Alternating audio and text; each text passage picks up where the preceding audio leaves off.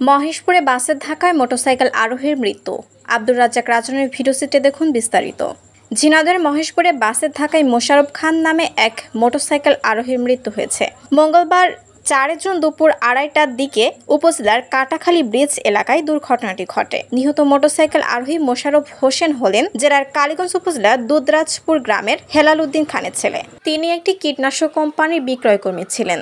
স্থানীয়রা জানান, মঙ্গলবার দুপুরে জেলার কোটচাঁদপুর উপজেলার সাবদরপুর থেকে কালীগঞ্জ ফিরছিলেন মোশাররফ খান। কালীগঞ্জ জীবননগর সড়কের মহেশপুর উপজেলার কাটাখালী নামক স্থানে বিপরীত দিক থেকে আসা শাপলা পরিবহনের বাঁধন নামের একটি বাস মোশাররফকে বহনকারী মোটরসাইকেলকে মুখোমুখি ধাক্কা দেয়। এতে পিচ রাস্তায় ওপর ছিটকে পড়ে গুরুতর আহত হয় তিনি। স্থানীয় লোকজন তাকে উদ্ধার করে কোটচাঁদপুর উপজেলার স্বাস্থ্য কমপ্লেক্সে নিয়ে যান। সেখানে কর্তব্যরত চিকিৎসক মোশাররফকে মৃত বলে ঘোষণা করেন।